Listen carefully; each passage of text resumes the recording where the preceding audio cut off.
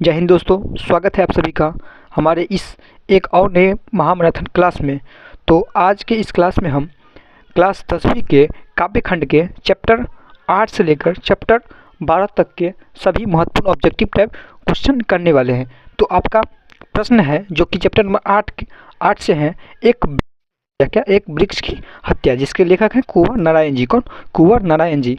तो आपका पहला प्रश्न है, कुंवर नारायण की कवि हैं, तो एक क्या है? ग्राम संवेदना के। क्या? ग्राम संवेदना के। आपका दूसरा प्रश्न है, दूर से ही लल कारता कौन मैं जब देता दोस्त, यह पंक्ति किस पाठ से है?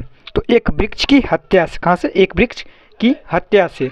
आपका अगला प्रश्न है, एक वृक्ष की हत्या कविता में वृक्ष और कवि के बीच कैसा संबंध है?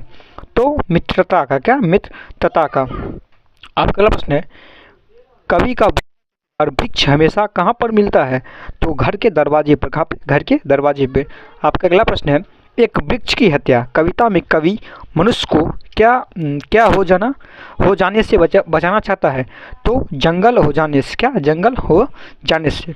आपका अगला प्रश्न है, एक वृक्ष की हत्या कविता किस काव्य संग्रह से संकलित है?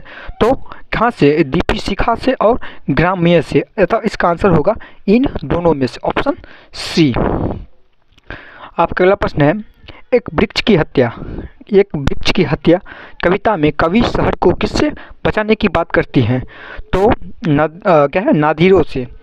आपका 8वां प्रश्न है, कुंवर नारायण ने बूढ़ा चौकीदार किसे कहा?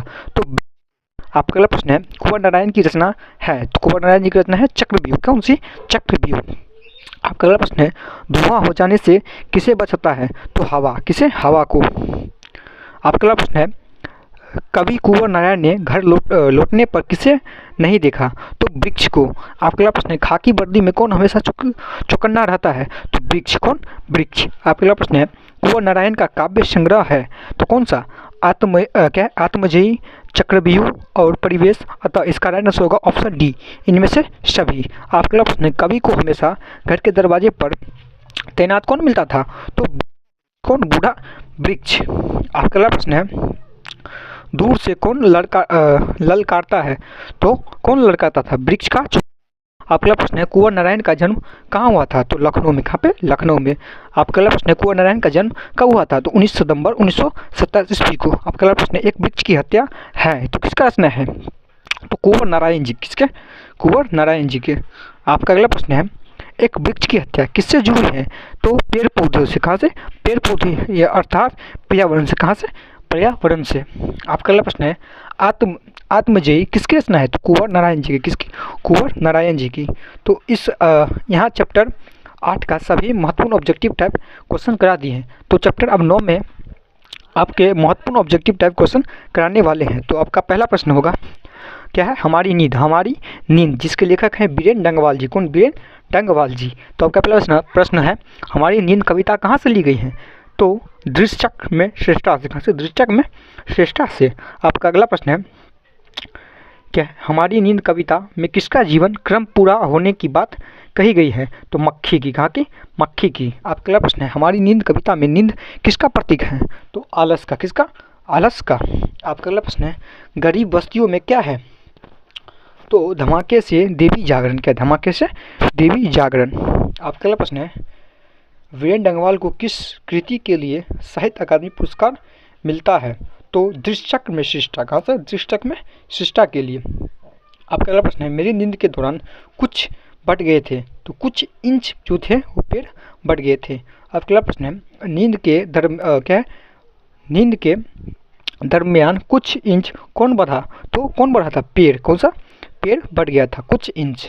आपका अगला प्रश्न है, किसने अपने कोमल सींगों से ढकेलना शुरू किया? तो अंकुर ने। आपका अगला प्रश्न है, हमारी नींद के दरमियान पौधे कितने वृद्धि कर गए थे?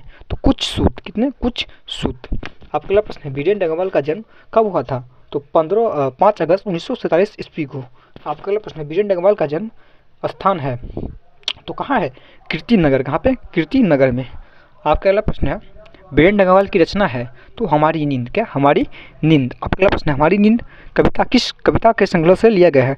तो दृष्टक में श्रेष्ठा। कहाँ से? दृष्टक में श्रेष्ठा। आपका अगला प्रश्न है, बीरेन डंगवाल का कविता संग्रह है इस दुनिया में, क्या इस दुनिया में आपका प्रश्न बीरेंद्र अग्रवाल की प्रारंभिक शिक्षा कहाँ से हुई थी? तो मुजफ्फरनगर से, क्या है, सहारनपुर से और कानपुर। इसका राइट आंसर होगा ऑप्शन डी, यहाँ सभी से। आपका अगला प्रश्न है क्या है, डंगवाल ने MA कहाँ से किया? तो इलाहाबाद विश्वविद्यालय से। कहाँ से? इलाहाबाद विश्वविद्यालय से। आपका अगला प्रश्न है डंगवाल जी ने कॉलेज में अध्यापन कब से प्रारंभ किया? तो 1971 ईस्वी से। आपका अगला प्रश्न है हमारी नींद कविता में हठीला किसे कहा गया है? तो जीवन को। किसे? जीवन को। आपका अगला प्रश्न है कविता में देवी जागरण कहाँ से हुआ है? तो गरीब वस्तुओं से। कहाँ से? गरीब वस्तुओं में। आपका अगला प्रश्न है टिहरी डंगवाल कहाँ अवस्थित है? तो उत्तराखंड में। कहाँ पे? उत्तराखंड में। आपका अगला प्रश्न है जो कि चैप्टर नंबर 10 जिसका क्या है, अक्षर के ज्ञान। क्या है? अक्षर ज्ञान, जिसके लेखक है अनामिका जी। कौन? अनामिका जी। आपका पहला प्रश्न है अक्षर ज्ञान कविता में पंक्ति से क्या उत्तर है? क्या है? उत्तर जाता है। तो ख। क्या? ख। आपका अगला प्रश्न है खालिश बेचनी किसकी रचना है? तो खरगोश की। किसकी? खरगोश की। आपका अगला प्रश्न है अनामिका का जन्म कब हुआ था? तो 17 अगस्त 1961 ईस्वी में। आपका अगला प्रश्न है सृष्टि की विकास कथा का प्रथम साक्ष्य क्या है? तो विफलता पर झलके आंसू। क्या? विफलता पर झलके आंसू। आपका अगला प्रश्न है अक्षर ज्ञान कविता बच्चों का किस स्तर की शिक्षण प्रक्रिया से संबंधित है? तो प्रारंभिक शिक्षण प्रक्रिया से। कहाँ पे? प्रारंभिक शिक्षण प्रक्रिया से। आपका अगला प्रश्न है अबोध बालक के अक्षर पाटी पर क्या नहीं अटता? तो क। क्या? क नहीं अटता। आपका अगला प्रश्न है खालिश खड़ा या शुद्ध बेचैनी किसकी रचना है? तो बेटे की। किसकी? बेटे की। आपका अगला प्रश्न है विफलता पर छलक पड़ते हैं तो कौन? आंसू। कौन? आंसू छलक पड़ते हैं। आपका अगला प्रश्न है गौ अक्षर की समानता किससे दिखाई गया है? तो क्या है? गमले से। कहाँ से? गमले से, यानी कि गौ से कमला, यही होता है। आपका अगला प्रश्न है बालक र को क्या समझते हैं? बालक र को क्या समझते हैं? क्या है? ड कैसे समझते हैं? तो माँ। कौन सा? माँ। क्या है? माँ समझते हैं उसको। आपका कवित्री अनामिका का जन्म कहाँ हुआ था? तो मुजफ्फरपुर में। कहाँ पे? मुजफ्फरपुर में। आपका प्रश्न है अनामिका किस विभाग में अध्यापिका थी? अंग्रेजी में। कहाँ पे? अंग्रेजी में। आपका अगला प्रश्न है कौन हुदक जाता है? तो कबूतर। कौन? कबूतर। आपका अगला प्रश्न है पंक्ति में कौन सा अक्षर उतर जाता है? तो ख। कौन सा? ख। आपका अगला प्रश्न है बालक किसे माँ समझते हैं? तो र को। किसे? र को। ड को। आपका प्रश्न है र के बिंदु में को बालक क्या मान बैठते हैं? बेटा। क्या? बेटा। आपका प्रश्न है घरेसा। क्या है? घरेसा लुढ़कता हुआ किस अक्षर को कहते हैं? तो घ से घड़े। क्या होता है? घ से घड़े। आपका प्रश्न है कविता में घ से किसका बोध कराया जाता है? तो किसका? घड़ा का। किसे? घड़ा का। आपका प्रश्न है खालिश शब्द है तो अरबी भाषा। क्या है? अरबी भाषा है। आपका प्रश्न है गलत पते की चिट्ठी किस विद्या की कृति है? तो काव्य संकलन की। किसे? काव्य संकलन की। आपका अगला प्रश्न है जो कि चैप्टर नंबर 11 लौटकर आऊँगा फिर। क्या? लौटकर आऊँगा फिर, जिसके लेखक है जीवानंद दास जी। कौन? जीवानंद दास जी। तो आपका पहला प्रश्न है लौटकर आऊँगा फिर पाठ के में कभी कहाँ लौटने की बात कही है? तो बंगाल से। कहाँ से? बंगाल में। आपका अगला प्रश्न है कवि अगले जन्म में कहाँ लौटकर आने की बात करता है? कवि अगले जन्म में कहाँ लौटने की बात करता है? तो बंगाल में। कहाँ पे? बंगाल में। आपका प्रश्न है क्या गंध जहाँ होगी ही भरी घास की किस कवि की पंक्ति है? तो जीवानंद दास जी की। आपका प्रश्न है लौटकर आऊँगा फिर कविता कवि द्वारा क्या है भाषांतरित किया गया है? तो प्रयाग शुल्क के द्वारा। क्योंकि प्रयाग शुल्क जी के द्वारा। आपका प्रश्न है जीवन नंदन दास की किस कविता को प्रवृत्त आलोचक द्वारा रविंद्रनाथ युग की श्रेष्ठतम प्रेम की कविता संज्ञा दी गई है? तो वनलता सेन। कौन सा? वनलता सेन। आपका अगला प्रश्न है लौटकर आऊँगा फिर कविता में कवि एक बार फिर कहाँ आने की बात क्या आने की लालसा व्यक्त करता जाता है? तो मातृगत। क्या है? मातृभूमि बंगाल में। आपका अगला प्रश्न है रंगीन बादलों के बीच कौन लौटते होंगे? तो सारस। क्या? सारस। आपका अगला प्रश्न है लौटकर आऊँगा फिर कविता में चर्चित रूपसा क्या है? तो नदी। क्या? नदी। आपका प्रश्न है जीवन नादन दास किस भाषा के रचनाकार है? तो बंगला। कौन सा? बंगला भाषा के। आपका प्रश्न है क्या है जीवनानंदन दास के निधनों पर लगभग कितनी कहानियाँ लिखी गई? तो कितने? 100। कितने? 100। आपका अगला प्रश्न है, कवि किसके बीच अंधेरे में होने की बात की है? तो सारस। किसे? सारस। आपका अगला प्रश्न है, लड़की की नाव कैसी है? तो पुरानी। लड़का का जो नाव था वो कैसा था? पुराना था। आपका अगला प्रश्न है, कवि किसके पालने की बात की करता है? तो क्या है? कुबड़ू। किसे? कुबड़े के। आपका अगला प्रश्न है, लौटकर आऊँगा फिर कविता में किस फसल की खेत का चर्चा है? तो धान का। किसे? धान का। आपका अगला प्रश्न है, कवि क्या क्या बनकर तैरते रहने की कामना चाहते हैं? तो हंस। क्या? हंस। आपका अगला प्रश्न है, जीवानंदन दास भाषा की कवि के हैं? तो बंगला। आपका अगला प्रश्न है, शान की हवा में साथ किस पक्षी के उड़ने की कल्पना की गई है? तो उल्लू। किसे? उल्लू की। आपका अगला प्रश्न है, उल्लू की बोली किस पेड़ पर सुनने की बात कवि ने की कही है?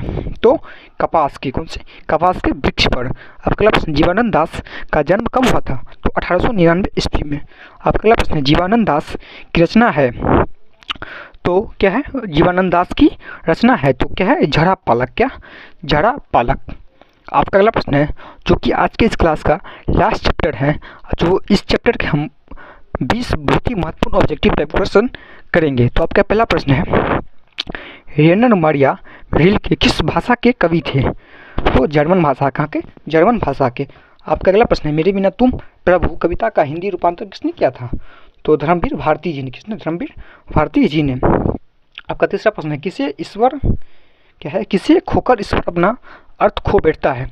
तो भक्त को। किसे? भक्त को। आपका अगला प्रश्न है, मेरे बिना तुम प्रभु के लेखक हैं? तो रेनर मारिया रिल्के जी। कौन? रेनर मारिया रिल्के जी। आपका अगला प्रश्न है, मेरे बिना तुम प्रभु कविता किस कवि द्वारा क्या है भाषांतरित की गई है? तो धर्मवीर भारती जी के द्वारा। आपका अगला प्रश्न है, मेरे बिना तुम प्रभु किस भाषा से अनुवादित है? तो जर्मन भाषा से। कहाँ से? जर्मन भाषा से। आपका अगला प्रश्न है, दूर चट्टानों की ठंडी गोद में किस कवि की पंक्ति है? तो किसकी है? रेनर मारिया रिल्के जी की। आपका अगला प्रश्न है, रेनर मारिया रिल्के क्या है? रेनर मारिया रिल्के द्वारा रचित कविता है तो क्या है? मेरे बिना तुम प्रभु। क्या? मेरे बिना तुम प्रभु। आपका अगला प्रश्न है, रेनर मारिया रिल्के का जन्म किस देश में हुआ था? तो जर्मनी में। कहाँ पे? जर्मनी में। आपका अगला प्रश्न है, पाठ्य संकलित रिल्के की कविता किस भाव की है? तो किस भाव की है?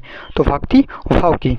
आपका अगला प्रश्न है, भक्त कवि अपने को भगवान का क्या मानता है? तो से क्या? जल पात्र। क्या? जल पात्र।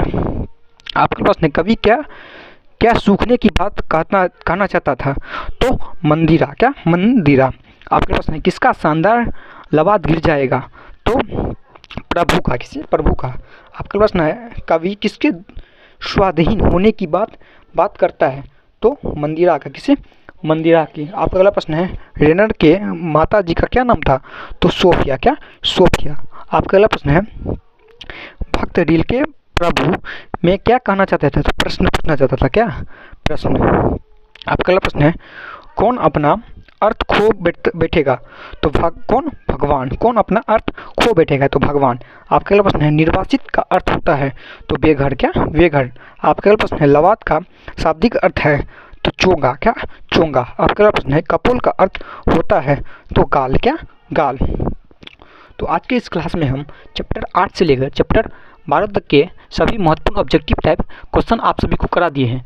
तो आज के इस क्लास में काव्य खंड के सारे ऑब्जेक्टिव टाइप जो भी थे वो महत्वपूर्ण ऑब्जेक्टिव टाइप आप सभी बीच में हम करा दिए हैं। तो आप सभी को अगर किसी भी प्रकार की कोई भी दिक्कत हो तो आप कमेंट बॉक्स में ज़रूर बताएं। तब तक के लिए जय हिंद। मिलते हैं फिर से व्याकरण के काफ़ी महत्वपूर्ण ऑब्जेक्टिव टाइप प्रश्न लेकर आप सभी के बीच में। तब तक के लिए जय हिंद।